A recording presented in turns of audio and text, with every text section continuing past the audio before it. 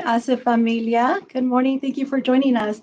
My name is Bernice Vargas Luna. I am program manager with ACE. I am accompanied this morning with Nora Medina. She is a customer success manager with Freshworks. She is also a participant in our Mujeres de HACE inaugural Women in Tech Spring program.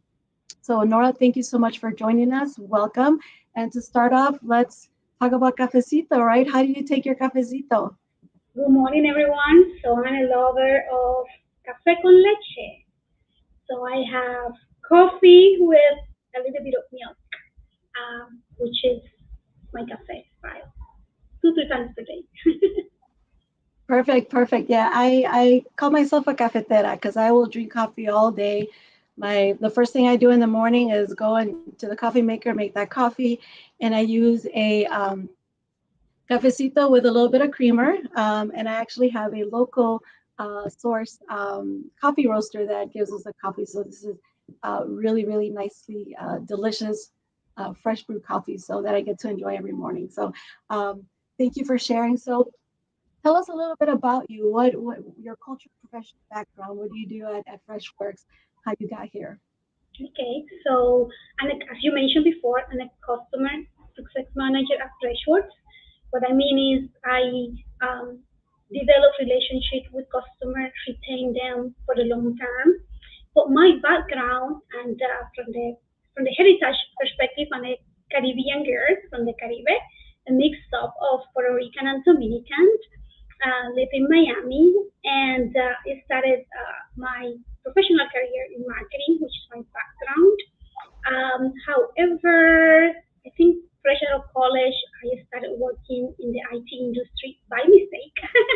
It wasn't what I was expecting. I wanted to go into advertising, but I started working in the internship for an IT company for Hewlett Packard at the time, and I fell in love with technology, and I developed a career there, being over 20 years working in different roles in different IT companies, and I just love it. It's just innovated, that dynamic, that energy, always ahead of. I really love that. It's like who I am too. So, so far, so good. And that's amazing to hear that you have 20 years of experience in the tech industry. We have, and you're a woman, right? A woman in tech. And so, we have such a focus right now and have seen in the past few years in STEM and STEAM, right? And now we have the Mujeres de HACE, the women in tech focus specifically on women that work in this industry. So tell me about the challenges that you've seen in the Yes. industry being a woman in tech. Well, I see that those challenges are first, obviously, the adoption. Like it kind of, you know, is like the roadblock that when you go from being maybe a junior starting in the industry to go and be a professional, that roadblock, you know, um, establish yourself as a brand within the industry, right? And I would say most of it is kind of uh, trusting yourself the way you can do into the industry is not such common for how the female goes into it naturally. This is part of that roadblock is mental first, right? And thinking more that technology is more easier than we think, right? And there are multiple areas that you can develop, not only as a technical person with that background, but also in the business side, in the internal, like a human resources of marketing. So to me, I think that was open-eyed when I came into the industry. I thought you have to have strong technical skills, and I realized that unless you go into very technical roles, that's not really relevant.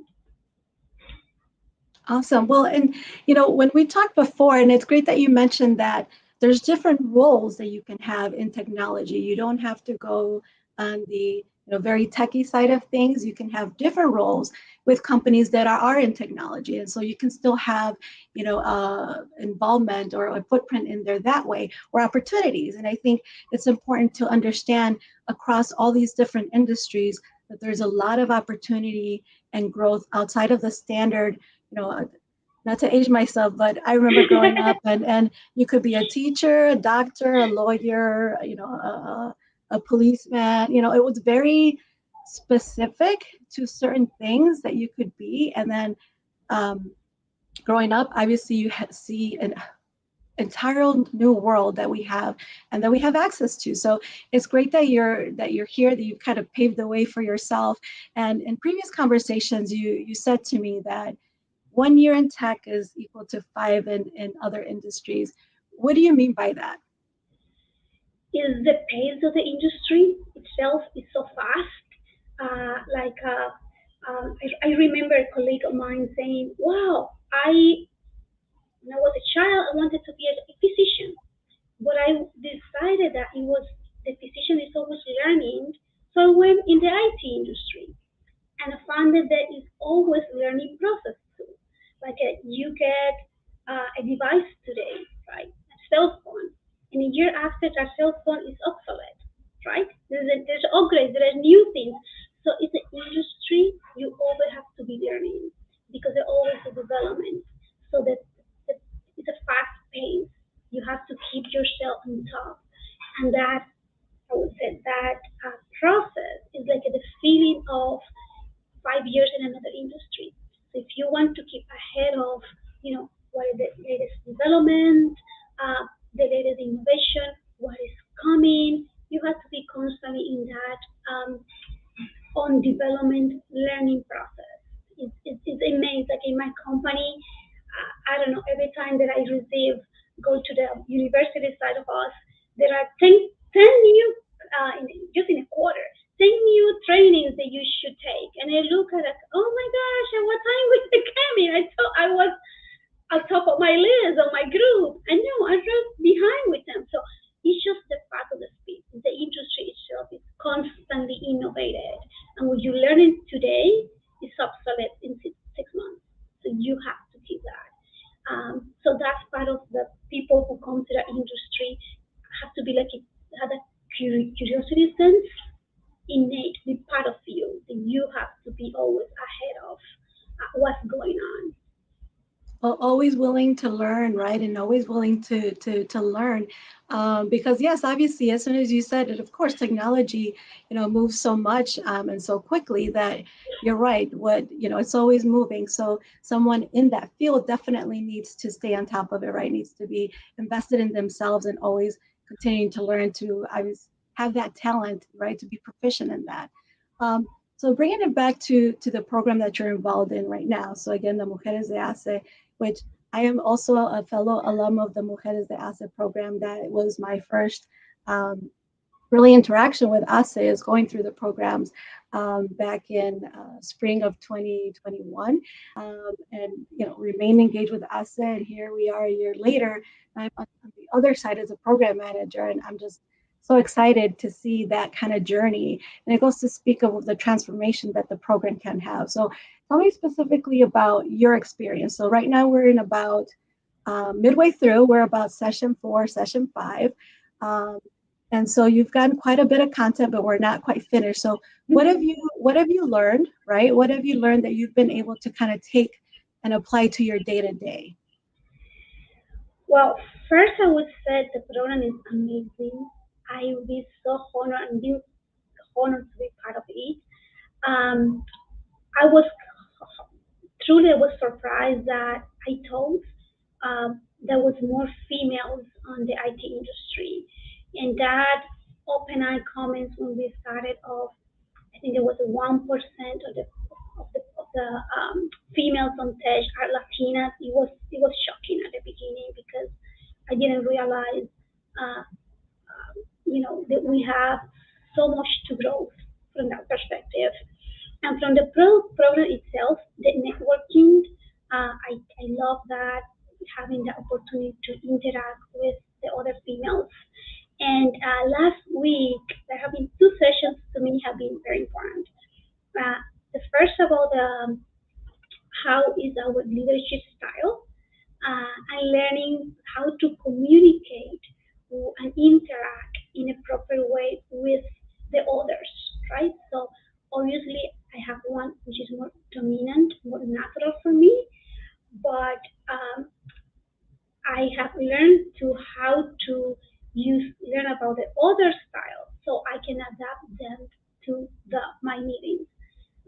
just give you an example. And myself working with a bunch of engineers, my emails were very down to earth, 2 lines, that's it. And now I have part of the process I have been working is okay. This email will be maybe received for people who need data to better understand. So let me put some data, incorporate some facts. The people who want to take time to digest it. So let me don't try to rush the things out. Let me put deadlines so people know how they need to respond, right? I know they want to be people who are going to respond right away. So let me try to incorporate them that it's okay, they're expecting a response for certain time. So the summary I would say that I've been kind of um, incorporate those different communication and leadership styles into my meetings and into my communications. And the other session was last week about the finance part because I never realized I had so much to to catch up from that perspective. Right? I thought, okay, I have a 401k, I have a good job, I'm been saving myself on my house, and then I realized, oh my gosh, I don't have a trust, or I don't have this, I don't have that. I've been neglecting. I can do better, and that I really appreciate it because that's Uh, also something like I thought I was good, and then I see how much I'm missing, and uh, maybe I'm so focused in my own work, so I don't realize what is in the other industry like finances or those advancements. Right. No, and I love that awareness, right? I think that that's what I took away from it is, going back to the leadership is having the awareness of yourself, right? How do you function? How do you react to things? How do you perceive things? And the other things that are discussed in the program. And then once you understand yourself, you also are able to understand everybody else around you. And so, as you said, you're able to tailor those communications when you can, especially with those people that we interact with on a daily basis. um, and in a digital world, especially now, I really miss going into the office. I really like, you know, engaging and yelling at someone across the office, but we're not in that world anymore. For a lot of us, we've had to change that space. We have to adjust how we communicate. Obviously, this is one great example of that evolution. And so I love that awareness that the program brings, and so talking about the program itself, what would you say to anybody interested in the program? Like, if any hesitation, like what would you say to remove that hesitation? the, I mean, the program itself. I mean, I don't know what the person may be thinking that I myself took like a month since I saw the program. Kind of, is this for me? I mean, gosh, I'm a single mom, and I have a full time job. Um, so, I thought it so long like I didn't have the time. But at the end, it's that mindset. At some point, I said, but the benefit of this is worth it in terms of, let's say, how you learn how to develop your skills, how you learn to go from where we are right now to where we could be. So I would say it's more like the program is fun. It's easy because it's every other week meetings. At the beginning, I thought, oh my gosh, I spend my day, sitting in front of the computer. That's my job. And then I'm gonna add it 3 hours every other week. I don't need that. But it's so fun if it's just different. I don't get the feeling of being stuck 3 hours in front of the computer. It just goes so easy, and I have been learning so much truly from each session that I even didn't realize that we finished. Oh my god! So I would say that um, this is a development that we need. I don't think that has too many. I haven't seen any other program who specializes in Latinas in the IT. So it's important that we get that skill. Also that we get a program as asset, kind of sponsor it, so we can say at the end, I belong to this group. I have learning, have the skills, and supporting others, which is my motivation. Supporting others, females go into the industry. So we have too much to offer there, right? and there's too much need.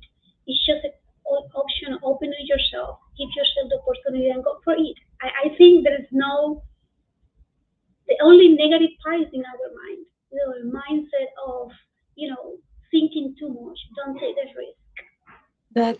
That's beautiful. Thinking too much, right? And it's true, right? We get in our own ways of what we how we limit ourselves. And so, I love that you've had such a great experience and that you are now a part of a great community. And as you said, is now we get to help others, right? Now we get to help the younger generation, and I know that there's a lot of focus on that younger generation and getting them prepared.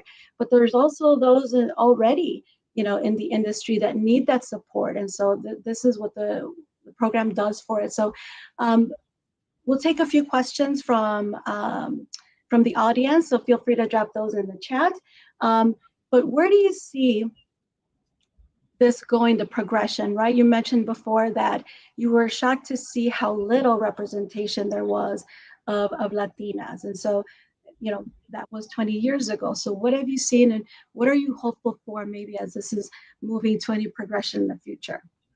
I really hope, like, when I go to meetings, instead of seeing, uh, I don't know, my standard meeting could be 10 people attending, myself as a Latina only, and maybe another female and 8 males. I hope we can change that. I hope we can show kind of the Latinas are not only beautiful girls there, but we also had the talent. We are also smart. We also had so much to contribute to in terms of changing the world and changing the IT world itself. I hope that we, as the Latinas, we give ourselves the opportunity to demonstrate that. I hope the next time, like I can give you an example. My organization, the team I work with, there are two Latinas from easily over 100 people. So we can change that. We can just take that risk and show, hey, yeah, I can do. Give me the opportunity, right? And because we have those skills, we as a, I see like my community, I see those strong females that strong moms and very intelligent, smart, with the knowledge. We just sometimes are afraid of taking that risk. So just go for it. As we can say, next time we are going to meeting, I can say, oh, we are 5 female here, and 3 of those are Latinas, right? And we change that stereotype of, that we are not good enough to go into IT industry, for instance, because it sounds too technical, right, or too difficult to go into it. That is not true. So I hope people take the risk and available for support anyone who want to better understand how you go yourself into the IT industry. Because there's a plenty of opportunities there. You can grow, you can develop a career. It's up to you. Thank you so much for that, Nora. And we had someone comment, Indira Martinez, saying that she was the only Latina in her software development as well. And so again, we see this story repeating, but that's one, Nora, and we have Indira, plus however many right across the world, across the country. And so now we know that there are no boundaries in terms of where we're located geographically, right? We can have all of these tools at our disposal. So really now, more than ever, there is no reason why we can't connect and build that community for ourselves. Nora, you can now go to, I believe you're in Florida. Now you can, Yeah. go into the Florida area and find the other Latinas in tech around there and build that, have your own cafecito every month, do something like that. And I suggest that for everybody. Build your own cafecitos every week or every month and have that connection where you're just talking about those challenges and how together you can overcome them. And then so just to kind of end it, Nora, thank you so much for joining. I am so excited to see you graduate in August. Thank you. That'll be the graduation. We have one graduation next week.